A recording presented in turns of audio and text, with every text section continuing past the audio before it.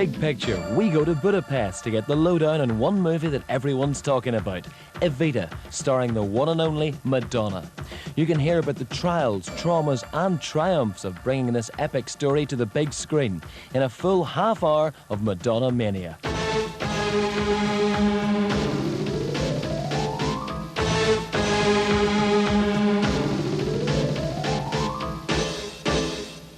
The question is this film, which is a musical, which is a drama. Do you think this might be the perfect opportunity for you, for a new Madonna to be born? Yes.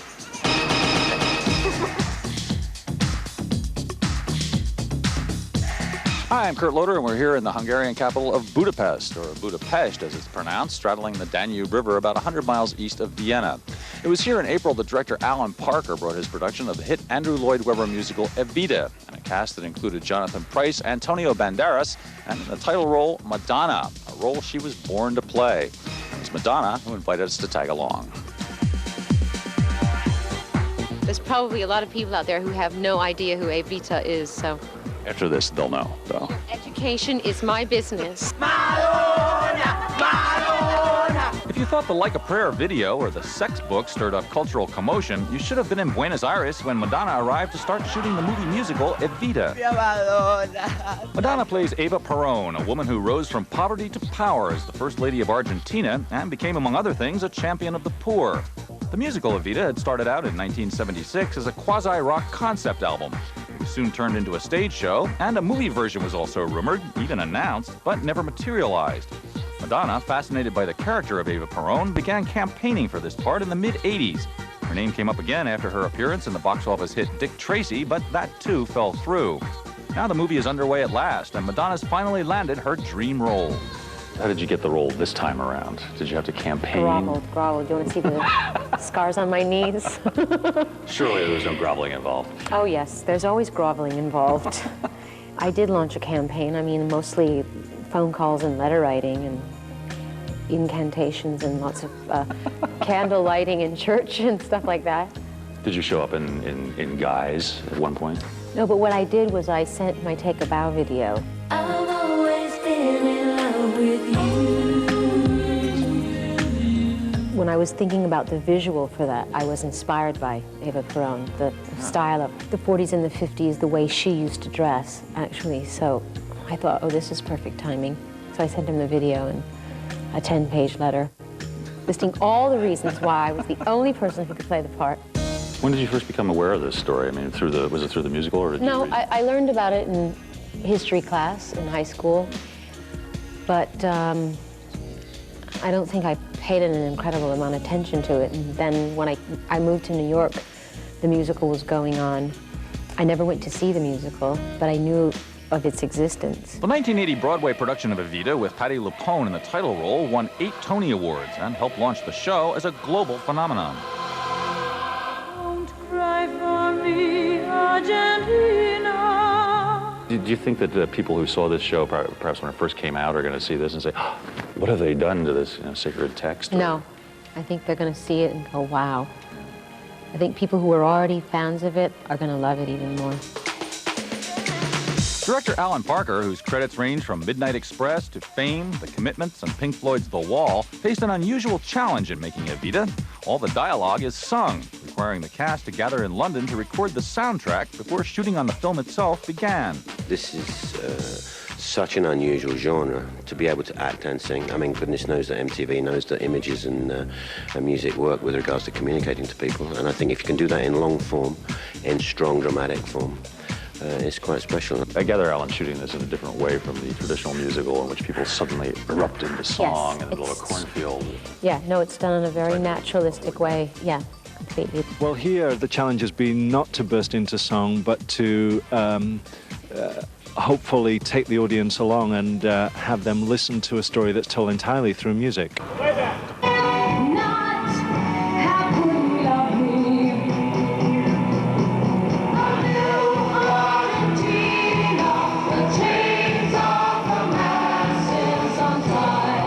Difficult because you don't have the freedom and the capacity of improvisation that normally you have in other movies. We have to be right there, right on the track and respecting every note.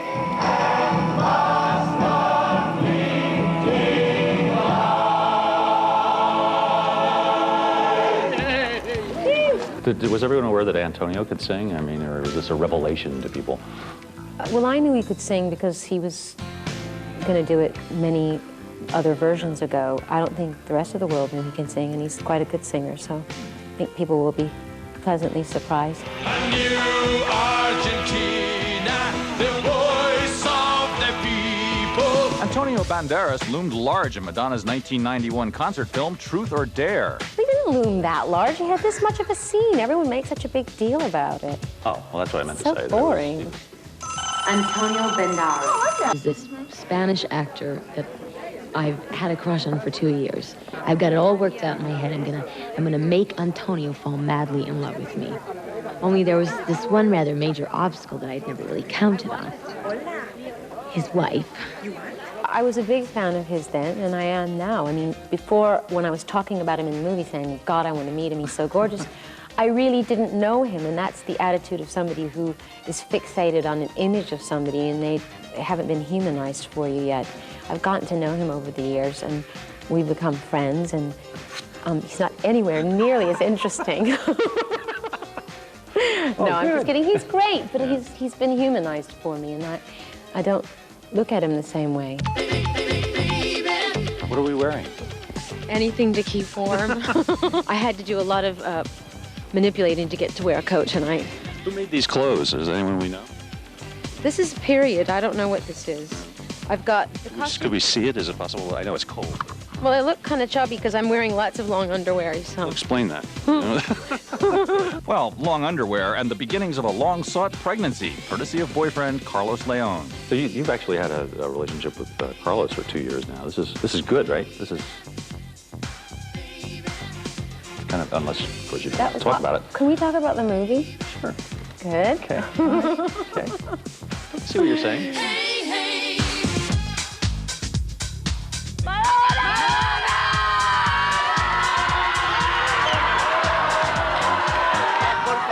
Es una diosa.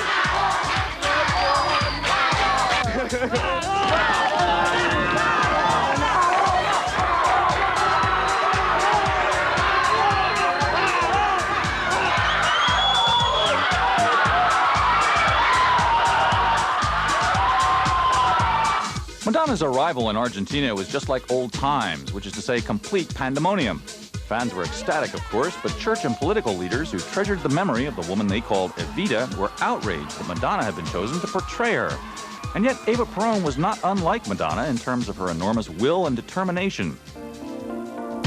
Born poor and illegitimate in a small rural town in 1919, Eva Duarte dreamed of becoming a movie star, and at the age of 15 ran off to Buenos Aires with a tango singer. By 1944, already a radio personality and budding movie actress, she had set her sights on Colonel Juan Perón. Eva persuaded him that by positioning himself as a champion of the poor, and with her help, Perón could become the country's maximum leader. They married in 1945, and within months, Perón was elected president. Evita was given her own government office, from which she cultivated her admirers among the workers and peasants. Perón's raised wages gave women the vote, nationalized industries, and ultimately ran the Argentine economy into the ground. Evita created her own foundation for the poor, but she also cultivated an appetite for high-priced Paris fashions. And with her husband, she reportedly funneled untold sums of state money into secret Swiss bank accounts. Just being First Lady was not enough for Evita, but her plans to run for Vice President alongside her husband were sundered when she learned that she had terminal cancer. She died in July of 1952 at the age of 33. Evita's story doesn't read like the usual life of a saint, but a saint is what she is to many Argentines, and when Madonna arrived in Buenos Aires, their resentment was loudly apparent. We cannot accept Madonna saying she's just like Eva Perón because they both moved the people. Evita moved us by giving her life to her nation, and Madonna by exposing her vagina. They're saying Madonna's scandalous and has sex, but they don't realize that everybody has sex. Nobody's a saint. For me, she's more than a singer. She's a way of life.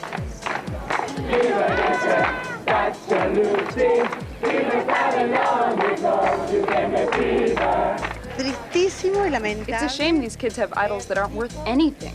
por su vida personal. They're judging her for her personal life, and they're not looking at her artistic capabilities. No me gusta para nada.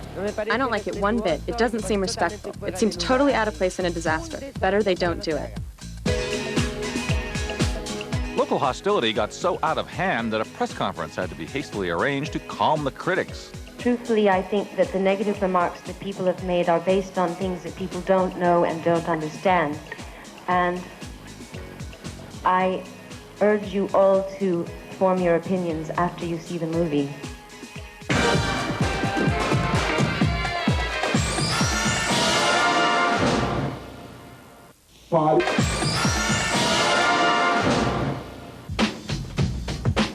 This is Hero Square in Budapest, where, as you can see, director Alan Parker and his minions have gone to great trouble to recreate the feeling of Buenos Aires in the 1950s. This scene here is going to be Eva Perón's death scene. As you can see, they brought in all these flowers. They've even brought in some palm trees to recreate the South American feeling. They've done everything they could to recreate the Buenos Aires of that period. The only thing they couldn't do is recreate the passion of the Argentinian people for Eva Perón, and for that, they had to go south. It's a very grand story. It's a very operatic story. It's not just her life story, but it's also the backdrop of Argentine politics. It's the rise and fall of fascism in South America. And her story alone, to me, could be a musical. It's like A Star is Born, a girl who starts from nowhere, a rags to riches story, who brings herself up in the world and educates herself and becomes someone incredibly important.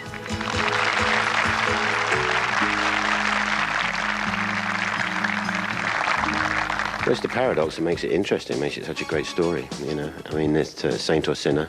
I think there's a mixture of both in the woman. I'm not interested in playing her one way or the other, like the saint that the Peronists thought she was, or the whore, the sinner that the anti-Peronists. I mean, both of those are one-dimensional, and people that attain that sort of power in their lifetime can never be just one thing anyway. The biggest battle the filmmakers fought in Buenos Aires was for permission to film on the balcony of the presidential palace, the Casa Rosada, from which the Peróns often addressed their followers. This permission could only be given by one man, one of Argentina's foremost Peronistas, President Carlos Menem. I played him the music from the movie, and I explained to him what we wanted to do and how important it was that we had his support and his cooperation. And I begged him to let us film on the balcony of the Casa Rosada, and at the end he looked at me and he said, anything's possible. Don't cry for me, Argentina. The truth is I never left you. All through my wild days, my mad existence, I kept my promise. Don't keep your distance. I mean, the transformation of yourself is remarkable when you look at Evita and her. And so you have a tooth thing going on. And yes, I have fake teeth, temporarily bonded teeth. You can't see the space. yes, And I have brown eyes. it's very convincing. Do I look different? You look like it's from another planet. It's Really? incredible. From a planet of beautiful I hope people. it's not a planet full of ugly, to say it, not a planet of ugly people or scary-looking people. No. It's charming. This here is the makeup van, and makeup plays a key role in this movie. Now, of course, no one is here right now. Why else would we be here? But as you can see, everything is done right here. Hours of makeup are executed every day. Everyone gets up real early to do this. Here's all the brushes, pins, pads, potions, and powders. Here's a script, which someone seems to have been looking through. This is a scene we just saw. This is Eva Perón from period magazines, newspapers, news photos. This is the woman herself, and this is how she looked. Over here is what the magic of makeup has created. This is Madonna as Eva Perón, and the effect is striking. She looks like Eva Perón. It's really pretty amazing. And this is the model for Madonna's head. Hard as ever. I was reading something about you at the age of, I don't know, in 6th grade or something, where you were in some talent show and you did something to Baba O'Reilly, the Who song. I wore a bikini and I had my girlfriend paint in fluorescent paint flowers all over, very influenced by Laugh-In, if you remember. Who wasn't? Exactly. A real cultural experience. And I painted these things all over my body, and then I got on stage, I had a black light and a strobe light facing me, and I turned that song on and I just danced. And then my father grounded me for like the entire summer or something. It was well worth it. I got asked out on a lot of dates after. I'll bet. I'll bet. Can you show me one of these dance steps? Like, is there any hope for me on doing something like this? Oh, please. Oh, come on. Yeah. It's a simple waltz. Well, that's easy. Go to Fred Astaire's School of Dance. I'm not showing you anything. I'm an old woman. I have stiff joints. I have to go to the bathroom now, so. Okay. Argentina was really difficult. It was 100 degrees every day, burning, beating down sun, and then we had all the craziness going on around us and the protests and this and that, and then we come here and it's so cold you can see your breath every night, and the bishop won't let us in the church. For movie makers in search of a city still filled with architecture of the 1930s and 40s, which Buenos Aires no longer is, the Hungarian capital of Budapest, fresh from decades in the Cold War communist orbit, is perfect. And although a local bishop recoiled at allowing a Madonna movie to be shot in his church, the natives were otherwise happy to help out. Here in Budapest, we have a crowd of Hungarians portraying a crowd of Argentinians, all turning out in support of their leader, Evita, in the film version of the hit musical, starring Madonna in the biggest film role of her career. Although Madonna has appeared in a few hit films, Desperately Seeking Susan, Dick Tracy, and A League of Their Own, it's no secret that the rest of her movies have generally been clunkers. She's been repeatedly sandbagged by critics and has repeatedly picked herself back up and tried again. Evita is the part that could turn her film career around, and to play it, she spent months working with a vocal coach to build up her voice, and even canceled plans to tour in support of her album, Bedtime Stories. I did have to make a choice. I had to decide, you know, do I want to make this movie, and am I aware that it's going to take up a good almost 2 years of my life, and was I willing to make that sacrifice? And in the end, I suppose I was. Now I am a worker, I've suffered the way that you do. I've been unemployed and I've starved and I've hated it too. But I've found my salvation in Peron, may the nation let him save them as he saved me. I trained with an incredible vocal coach in New York. Her name is Joan Lader. And David Caddick, the musical director of the movie, turned me on to her. She apparently coaches a lot of people on Broadway. She worked with Patti LuPone, Roberta Flack. I mean, a lot of great singers. And I was sometimes sandwiched in between them in their lessons, which was a really horrifying and intimidating experience. Creeping like up to the door. I remember one time Roberta Flack had a lesson after me, and I was mortified because I was sure she was like had her ear to the door. Did Patti LuPone have anything to say in passing? She didn't say anything to me, but she did say to Joan that she thought that I would do a good job, and she was very generous. So there you go. You just never know. Italian chicks supporting each other. So I imagine the record companies by now saying, gee, it'd be nice if you came back. Sure. Yes, time to make us some money. Yeah, but well, the record's out on their label, so that's going to make them money. I mean, what do you think are the most startling tracks or the most striking tracks? Well, definitely the new song, which is called You Must Love Me. Might this be a single? Yeah, it will. It definitely will. It's a real tearjerker. You'll cry listening to it. Well, maybe you won't. Oh. I don't know how sentimental you are. Cried a babe. So maybe. You did? Well, a tear. Did you cry at Forrest Gump? No. You didn't? Neither did I. To hell with those two. But I have cried listening to my own song, I mean, which is kind of pathetic, but it's beautiful music. It really is. All the little birdies with their salient obsession.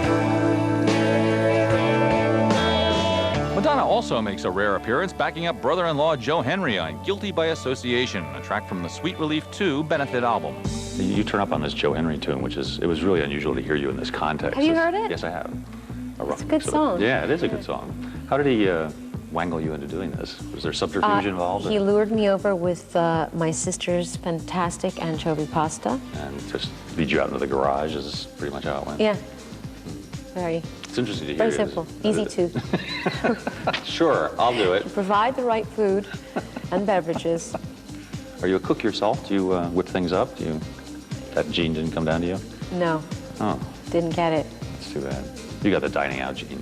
So I did. That's good. That's good. I got the American Express gene. Might you turn up on other Joe records, perhaps? I guess You never know. it only works once, probably.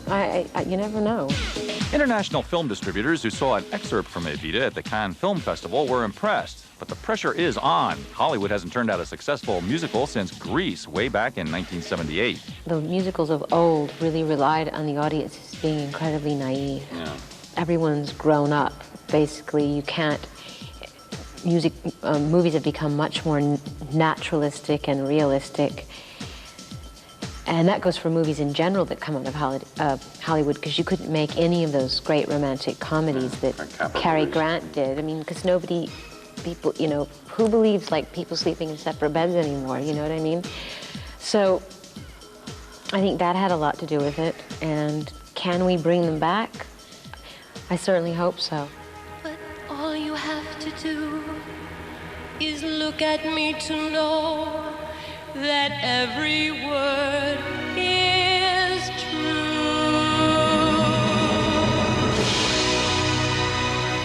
After this film, will you go back to like music, or are you just taking off into Hollywood after this? What do you think? I don't know. This has been such an exhausting experience for me. I can't even think about what I'm going to do next. I need to take a rest. I do.